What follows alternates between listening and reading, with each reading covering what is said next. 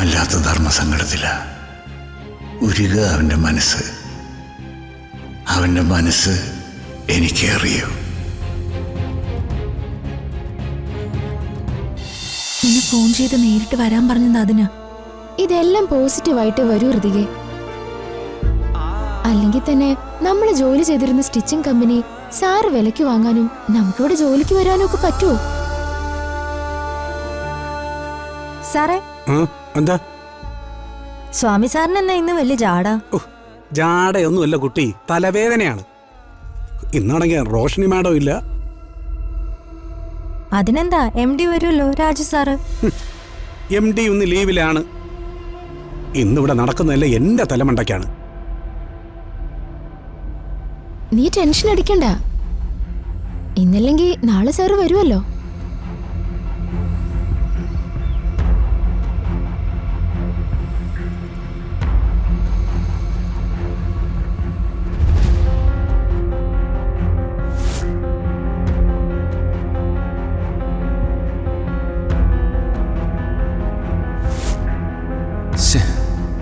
അമ്മ ഇങ്ങനെ കടുത്ത തീരുമാനങ്ങളൊക്കെ എടുത്താ എന്ത് ചെയ്യും? അമ്മയുടെ വാക്കുകൾ ധിക്കരിക്കാനും പറ്റില്ല.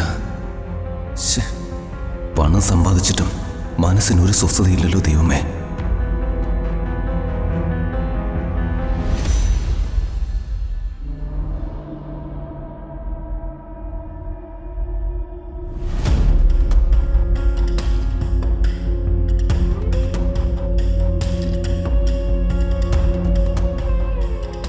അക്കൗണ്ട് ഫയൽസ് എല്ലാം കംപ്ലീറ്റ് ആയല്ലോ. ഇപ്പൊ തീരും. ഒന്ന് വേഗം തീർക്കണ്ട കൊച്ചേ.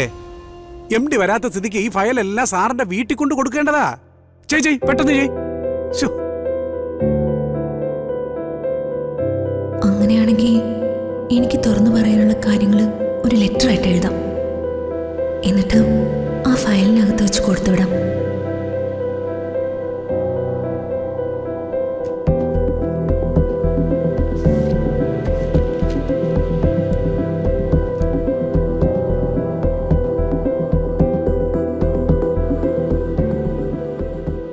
എൻ്റെ പ്രിയപ്പെട്ട രാജു എന്നെ തെറ്റിദ്ധരിച്ചിരിക്കുക. ഞാൻ അന്നത്തെ സിറ്റുവേഷനിൽ രാജുവിനോട് എന്തൊക്കെയോ പറഞ്ഞു പോയി. അതെന്നെ ആ നന്ദന ഓരോന്ന് പറഞ്ഞും കാണിച്ചും ഭ്രാന്ത് പിടിപ്പിച്ചതുകൊണ്ടാണ്. പിന്നീട് രാജു പോയതിനു ശേഷം അവൾ തന്നെ പറഞ്ഞു അതെല്ലാം നുണയാണെന്ന്. പിന്നെ അച്ഛനെയാണോ വേണ്ടത് രാജുവിനെയാണോ വേണ്ടത് എന്ന് ചോദിച്ചപ്പോൾ അങ്ങനെ പറഞ്ഞത് രാജുവിനോട് വെറുപ്പുണ്ടായിട്ടല്ലെന്ന് രാജുവിന് തന്നെ അറിയാം. അച്ഛൻ ആ സ്ത്രീയുടെ കൂടെ ഇറങ്ങിപ്പോയ അച്ഛനെ ആ സ്ത്രീ കൊല്ലും. അതുകൊണ്ടാ. രാജുവിനറിയാലോ രാജുവിനോടുള്ള എൻ്റെ സ്നേഹം എത്രത്തോളാണെന്ന്. ഞാൻ രാജുവിനെ ഓർത്ത് തന്നെയാണ് ജീവിക്കുന്നത്. രാജു എന്നെ മറക്കരുത്.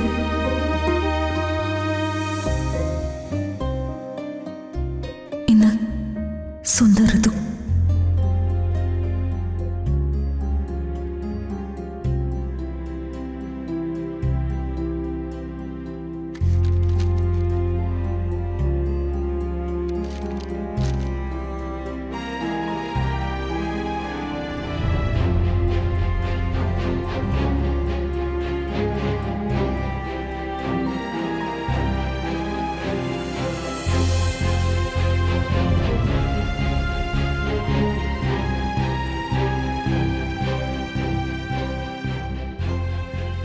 വല്ലാത്ത ധർമ്മസങ്കടത്തില.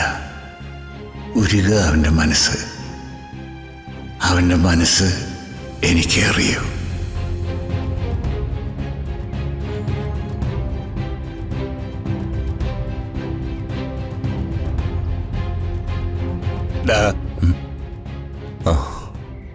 നീ ഒറ്റയ്ക്ക് നിന്ന് വിഷമിക്കുകയാണോ? വിഷമിക്കണ്ട. അമ്മയ്ക്ക് ഒരു മകനോടുള്ള ഉത്തരവാദിത്വ ഉത്കണ്ഠയും അവൾ പറഞ്ഞെന്നല്ലേ ഉള്ളൂ. കാരണം അവൾ അമ്മയാണ്. അവൾക്ക് അങ്ങനെ പറയാൻ പറ്റുള്ളൂടാ. അല്ല ശാ, ഞാൻ ഇനിയും കല്യാണം കഴിക്കണം എന്നൊക്കെ പറഞ്ഞ. അതാ ഞാൻ പറഞ്ഞത്. അമ്മ അമ്മയുടെ അഭിപ്രായം പറഞ്ഞു.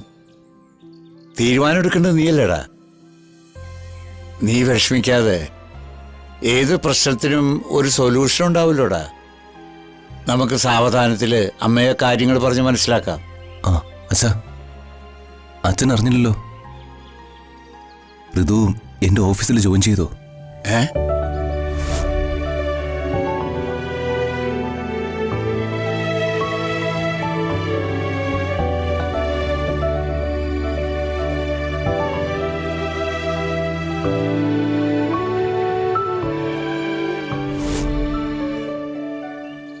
കണ്ടോ, ദൈവം നിങ്ങളെ ഒരുമിപ്പിക്കാൻ ശ്രമിക്കുക. അപ്പോ നിങ്ങളെല്ലാവരും ശ്രമിക്കണ്ടേ? അച്ഛാ, എനിക്ക് ഋതുവിനോട് മനസ്സ് തുറന്ന് സംസാരിക്കാനൊരു പേടിയാ. അവളിപ്പോഴും എന്നെ വെറുക്കുന്നുണ്ടോന്നാ. ശോ, എന്തോന്നടാ ഇത്? നീ ഇങ്ങനെയാണ് ആ കൊച്ചിനെ കരുതിയിരിക്കണേ? അല്ല, അന്ന് നടന്ന സംഭവങ്ങളൊക്കെ വെച്ച് നോക്കുമ്പോ. എടാ, അന്നുണ്ടായ ആ സംഭവത്തില് മോള് പൂർണ്ണമായി തെറ്റുകാരിയാണെന്ന് നീ വിശ്വസിക്കണ്ടോ?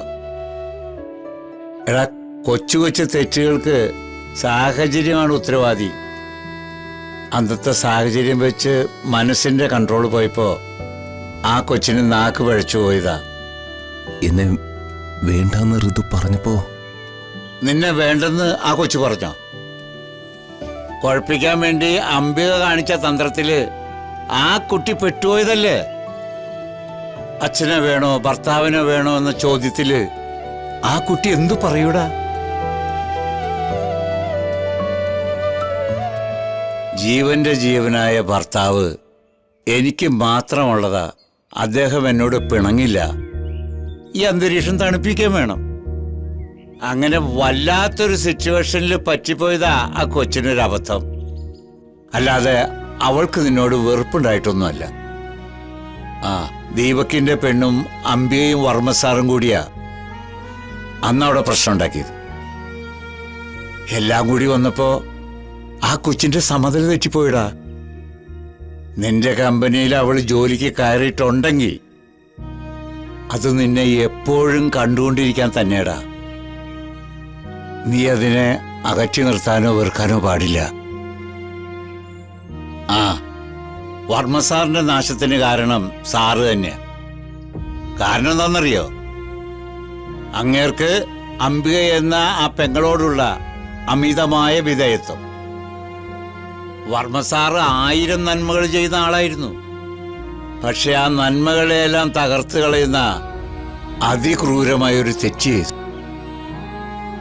സകലവിധ സൗഭാഗ്യങ്ങൾ ഉപേക്ഷിച്ച് അങ്ങേരുടെ കൂടെ ഇറങ്ങിപ്പോകുന്ന ഒരു പെണ്ണിനെ പൊട്ടപ്പാത്രം എറിയും പോലെ എറിഞ്ഞു കളഞ്ഞു. രക്തത്തിൽ പിറന്ന മകളെ അനാഥ കുഞ്ഞിനെ പോലെ വളർത്തി. 1000 നന്മകൾ മാഞ്ഞുപോയി. ആ ഭീകര തെറ്റിനെ ദൈവം ഒരു പിടിപിടിച്ചു. അപമാനിതയായ ഒരു പെണ്ണിന്റെ പ്രാക്കാണ് കുരുക്ഷേത്രത്തിൽ കണ്ടത്.